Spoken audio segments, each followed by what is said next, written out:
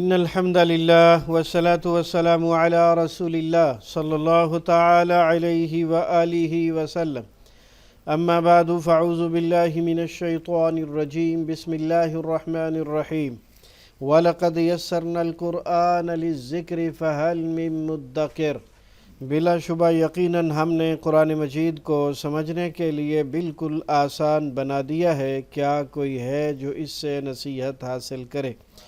اللہم صلی علی محمد النبی الامی وعلی آلہ واصحابہ وبارک وسلم۔ ہمارے آج کے سبق میں ہے سورۃ البقرہ، آیت نمبر 106 تا 107۔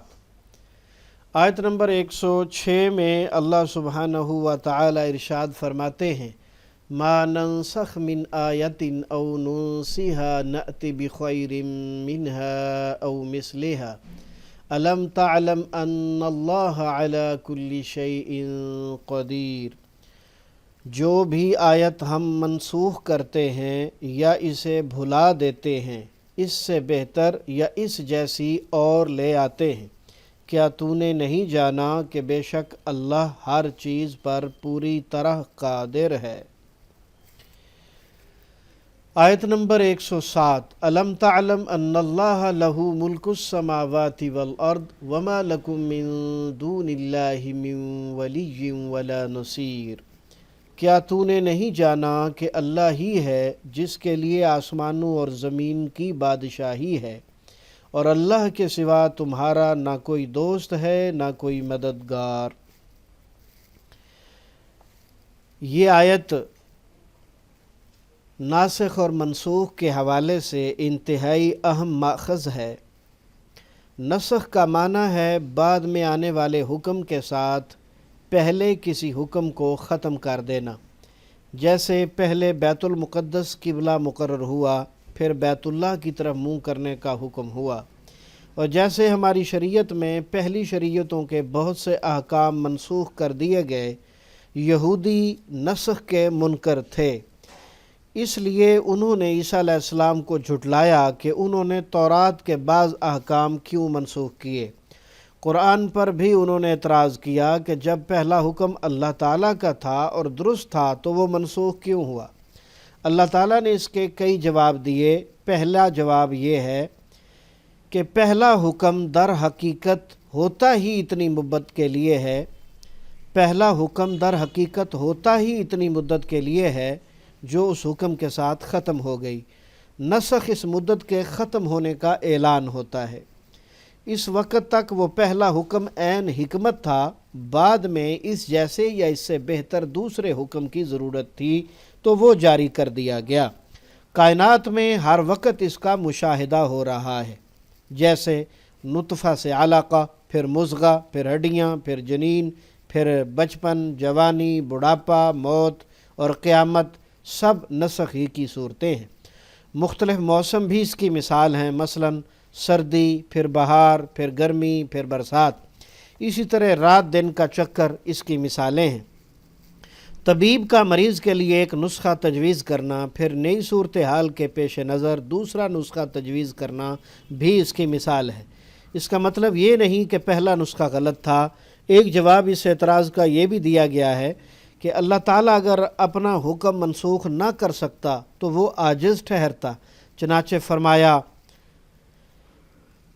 الم تعلم ان اللہ علی کل شیء قدیر۔ کیا تمہیں معلوم نہیں کہ بے شک اللہ تعالیٰ ہر چیز پر پوری طرح قادر ہے۔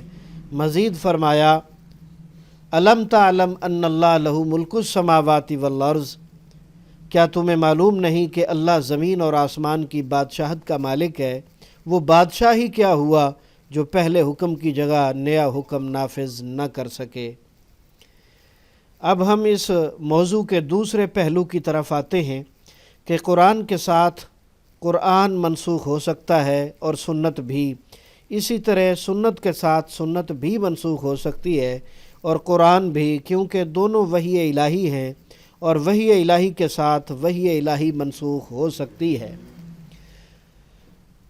قرآن کے ساتھ قرآن کی نسخ کی مثال، سورہ النساء کی آیت نمبر 15 میں اللہ تعالیٰ نے زنا کرنے والی عورتوں کی سزا مقرر فرمائی کہ انہیں گھروں میں بند رکھو یہاں تک کہ اللہ تعالیٰ انہیں موت کے ذریعے اٹھا لے جائے یا اللہ تعالیٰ ان کے لیے کوئی نیا راستہ بنا دے۔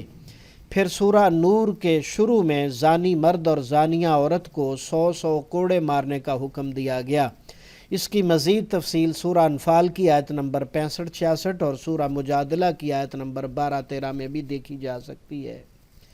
قرآن کے ساتھ سنت کے نسخ کی مثال، جیسے شروع میں روزے کی حالت میں مغرب کے بعد سو جانے کے بعد کھانا پینا حرام ہو جاتا تھا اور بیوی کے پاس جانا بھی منع تھا۔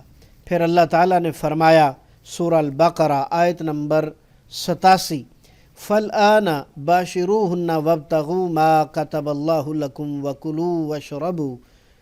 تو اس حکم کے ساتھ مباشرت بھی جائز ہو گئی اور کھانا پینا بھی جائز ہو گیا۔ قبلہ کی تبدیلی بھی قرآن کے ساتھ سنت کے نسخ کی مثال ہے۔ نمبر 3، سنت کے ساتھ سنت منسوخ ہونے کی مثال۔ رسول اللہ صلی اللہ علیہ وسلم نے فرمایا نہیتکم عن زیارت القبور فزوروها ونہیتکم عن لحوم العضاہی فوق 3 فامسکوا ما بدا لکم۔ میں نے تمہیں قبروں کی زیارت سے منع کیا تھا، سو ان کی زیارت کرو، اور میں نے تمہیں 3 راتوں سے زیادہ قربانیوں کے گوشت ذخیرہ کرنے سے بھی منع کیا تھا، سو انہیں رکھ لو جب تک تمہاری مرضی ہو۔ یہ حدیث مبارکہ صحیح مسلم میں کتاب الاضاحی باب بیان ما کان من النہی، حدیث نمبر 977، اور اس حدیث کے راوی جناب بریدہ رضی اللہ تعالی عنہ ہیں۔ سنت صحیحہ کے ساتھ قرآن کے نسخ کی مثال خواہ وہ متواتر نہ ہو، جیسا کہ سورہ نساء میں اللہ تعالیٰ نے ان عورتوں کا ذکر فرمایا جن سے نکاح حرام ہے، ان میں 2 بہنوں کو ایک نکاح میں جمع کرنا بھی حرام ہے۔ فرمایا وَأُحِلَّ لَكُم مَّا وَرَاءَ ذَلِكُم، سورہ نساء آیت نمبر 24۔ ان کے سوا سب عورتوں سے نکاح تمہارے لیے حلال ہے۔ اس آیت کی روح سے خالہ اور اس کی بھانجی، پھوپھی اور اس کی بھتیجی کو ایک نکاح میں جمع کرنا جائز ہے، مگر رسول اللہ صلی اللہ علیہ وسلم نے اس سے منع فرما دیا تو یہ بھی حرام ہو گیا۔ وَأَن تَجْمَعُوا بَيْنَ الْأُخْتَيْنِ والی روایت، اور اس پر امت متفق ہے کہ بھانجی اور پھوپھی، بھتیجی، خالہ اور بھانجی، پھوپھی اور بھتیجی ایک نکاح میں جمع نہیں ہو سکتی۔ اس کو رسول اکرم صلی اللہ علیہ وسلم نے حرام قرار دیا ہے اور اس پر امت متفق ہے۔ در حقیقت یہ سنت کے ساتھ کتاب اللہ سے زائد حکم کی مثال ہے۔ بعض لوگ کتاب اللہ پر زیادتی کو نسخ کہتے ہیں، ان کے قول کے مطابق یہ نسخ کی مثال ہے، ورنہ شیخ محمد بن صالح عثیمین رحمہ اللہ نے فرمایا کہ سنت کے ساتھ قرآن کے نسخ کی کوئی قابل اطمینان مثال مجھے نہیں ملی۔ نسخ احکام میں ہوتا ہے، خبر میں نہیں ہوتا۔ یہ انتہائی اہم قاعدہ اور کلیہ ہے شریعت اسلامیہ کا کہ نسخ احکام میں ہوتا ہے، خبر میں نہیں، ورنہ ہر جھوٹا شخص جب اس کی پیشین گوئی یا گزشتہ یا موجودہ واقعے کی کوئی غلط خبر نکلے تو وہ کہہ دے جی وہ منسوخ ہو گئی، جیسے مرزا غلام احمد قادیانی کے مرودوں کا حال ہے۔ بعض آیات اور احکام جنہیں باقی رکھنا مقصود نہ تھا، اللہ تعالیٰ نے انہیں بھلا دیا، جیسا کہ سورہ الاعلیٰ کی آیت نمبر 6 اور 7 میں فرمایا سَنُقْرِئُكَ فَلَا تَنْسَىٰ إِلَّا مَا شَاءَ اللَّهُ، ہم ضرور تجھے پڑھائیں گے تو نہیں بھولے گا مگر جو اللہ چاہے گا وہ تم بھول جاؤ گے۔ تو یہ ہے ہمارے آج کے سبق کا خلاصہ جو آپ نے سنا۔ آئیے اب ہم اس کا ترجمہ سمجھنے کی کوشش کرتے ہیں۔ ہم پڑھ رہے ہیں مصباح القرآن، جس میں قرآن کو 2 طریقوں سے سمجھا جائے گا۔ پہلا اسلوب ترجمہ قرآن بذریعہ علامات، ما ننسخ، جو ہم منسوخ کر دیتے ہیں، ننسخ، ناسخ منسوخ اردو میں بولا جاتا ہے، اور شروع میں جو نون ہے یہ یا تا حمزہ نون میں سے ہے۔ ما ننسخ، جو ہم منسوخ کر دیتے ہیں، من آیتن، کوئی آیت۔ یہ کوئی ترجمہ جو ہے یہ آیتن کی تنوین کا ہے، اور من پچھلی بات کی وضاحت کے لیے آیا ہے، اس کا اپنا ترجمہ نہیں کیا جائے گا۔ من آیتن، کوئی آیت، او ننسیہا، یا ہم بھلا دیتے ہیں اسے۔ ننسیہا میں جو نون ہے یہ تو یاتا حمزہ نون میں سے ہے، علامت مضارع ہے، اس کا ترجمہ ہم ہوگا، اور آخر میں ہا جو ہے یہ الگ علامت ہے، یہ فعل کے ساتھ آئی ہے، ترجمہ اسے کیا جائے گا۔ اور باقی لفظ نسیان سے ہے، نسیان اور نسی منسی آپ اردو میں بولتے ہیں، او ننسیہا یا ہم بھلا دیتے ہیں اسے۔ ناتی ہم لے آتے ہیں، ناتی ہم لے آتے ہیں، اس کا اصل ترجمہ جو ہے وہ آنا ہوتا ہے، لے آنا نہیں ہوتا۔ تو اس کا جو ہے اس کے بعد بخیر ان کے شروع میں جو با ہے یہ اس کو متعدی کرتی ہے، تو آنے کی بجائے لے آنا اس کا ترجمہ بنے گا۔ ناتی ہم لے آتے ہیں بخیر بہتر، اور اس با کا ترجمہ الگ سے نہیں کیا جائے گا، یہ صرف تاکید کے لیے آئی ہے، پچھلے فعل کو متعدی کرنے کے لیے۔ منہا اس سے، من اور ہا دو چیزیں ہیں، الگ الگ حروف ہیں، ان کو آپ سمجھ لیجئے۔ منہا اس سے، او مثلیہا یا اس جیسی، ہاں جی، جس آیت کو ہم منسوخ کرتے ہیں یا ہم اسے بھلا دیتے ہیں، دونوں صورتوں میں اس سے بہتر یا اس جیسا کوئی نیا حکم لے کے آتے ہیں۔ الم تعلم کیا تو نہیں جانتا، ان اللہ کہ بے شک اللہ علی کل شیء ہر چیز پر قدیر خوب قدرت والا ہے یا پوری طرح قادر ہے۔ الم تعلم کیا تو نہیں جانتا،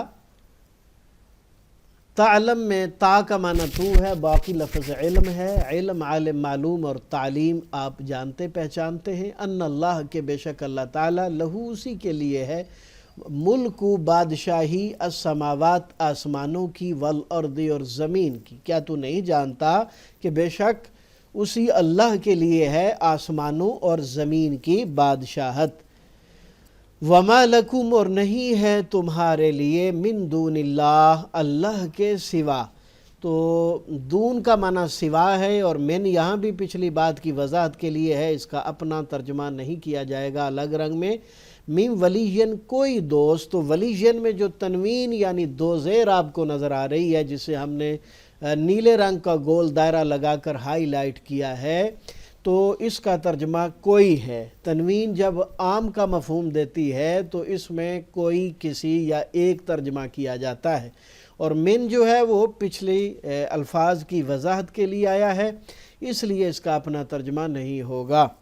ولا نصیر اور نہ کوئی مددگار، تو یہاں بھی تنوین کا معنی کوئی کیا جائے گا، اور نصیر فعیل کے وزن پر جو ہے وہ مبالغے کا صیغہ ہے، اس کو اچھی طرح سمجھ لیجئے۔ دوسرا اسلوب تفہیم قرآن بذر یا اردو زبان، 65% الفاظ اردو میں معمولی فرق کے ساتھ یا بالکل ویسے ہی ڈائریکٹ استعمال ہوتے ہیں، جنہیں کالا رنگ دیا گیا ہے۔ 20% بار بار آنے والے الفاظ جو کہ خود بخود یاد ہو جاتے ہیں، جنہیں نیلا رنگ دیا گیا ہے۔ خالص عربی کے مشکل اور نئے الفاظ جنہیں سرخ رنگ دیا گیا ہے۔ ما ننسخ جو ہم منسوخ کر دیتے ہیں، ما اردو میں بولا جاتا ہے ماحول، ماتحت، ما جرا، ما فوق الفطرت، ما ورائے عدالت، اور ما وراء النہر بھی بولا جاتا ہے۔ ننسخ ناسخ اور منسوخ اردو میں بولا جاتا ہے۔ من آیتن کوئی آیت، من بھی اردو میں بولا جائے گا، من جانب، من وان، من حیث القوم وغیرہ، اور آیت جو ہے یہ واحد ہے اور اس کی جمع آیات بھی اردو میں بولا جاتا ہے۔ او ننسیہا یا ہم اسے بھلا دیتے ہیں، نسیان اور نسیہ منسیہ اردو میں بولا جائے گا۔ ناتی ہم لے آتے ہیں، پہلا نیا لفظ ہے، اس کو اچھی طرح یاد کر لیجئے۔ بخیرن بہتر، منہا اس سے، او مثلہا یا اس جیسا۔ علم تعلم کیا تو نہیں جانتا، تعلم علم سے نکلا، علم عالم معلوم تعلیم معلومات، اور بہت سارے الفاظ آپ کی زبان میں بولے جاتے ہیں۔ ان اللہ کے بے شک اللہ تعالیٰ علی کل شیء ہر چیز پر قدیر پوری طرح قادر ہے۔ قدیر، قادر اور قدرت، سبحان تری قدرت، تمام الفاظ اردو میں بولے جاتے ہیں۔ علم تعلم کیا تو نہیں جانتا، علم عالم معلوم تعلیم معلومات، ان اللہ کے بے شک اللہ تعالیٰ لہو اسی کے لیے ہے ملک السماوات آسمانوں کی بادشاہت، والارض اور زمین کی بادشاہت، وما لکم اور نہیں ہے تمہارے لیے من دون اللہ اللہ کے سوا، من ولی کوئی دوست، ولی اولیاء کرام اور ولایت بھی استعمال ہوتا ہے اردو میں، ولا نصیر اور نہ ہی کوئی مددگار۔ نصیر، ناصر، نصرت، انصار، انصاری تمام اردو میں بولے جاتے ہیں۔ تو ہمارے آج کے سبق میں کل 2 الفاظ ہیں جو آپ نے یاد کرنے ہیں. ناتی ہم لے آتے ہیں، اور من دون اللہ اللہ کے سوا. چند ایک الفاظ بار بار آنے والے ہیں، اور اکثریت ایسے الفاظ کی ہے جو ہماری زبان میں بولے اور استعمال کیے جاتے ہیں. اللہ تعالیٰ کا شکر ہے جس نے ہمارے لیے قرآن مجید کو سمجھنا آسان بنا دیا. اللہ تعالیٰ سے دعا ہے کہ جب تک ہم زندہ رہیں اسلام پر قائم رہیں اور قرآن مجید کو سمجھ کر اس پر عمل کرتے رہیں. اور اللہ تعالیٰ سے دعا ہے کہ وہ ہم سب کو صحت و سلامتی اور ایمان والی زندگی عطا فرمائے، اپنی رحمت میں رکھے، ہر قسم کی مصیبت، بیماری، پریشانی اور آزمائش سے محفوظ رکھے. اللہ تعالیٰ رزق حلال وسیع عطا فرمائے، اپنی رحمت سے اپنی راہ میں خرچ کرنے کی بھرپور توفیق عطا فرمائے. اللہ تعالیٰ ہماری اولادوں کو ہمارے لیے آنکھوں کی ٹھنڈک بنائے اور ان کو پکا سچا کھرا نمازی بنائے اور ایمان نصیب فرمائے. آمین یا الہ الحق آمین. وصلی اللہ تعالی علیہ وآلہ واصحابہ وذریاتہ اجمعین برحمتک یا ارحم الراحمین. کفارہ مجلس کی دعا پڑھ لیجئے. سبحانک اللہم وبحمدک اشہد ان لا الہ الا انت استغفرک واتوب الیک.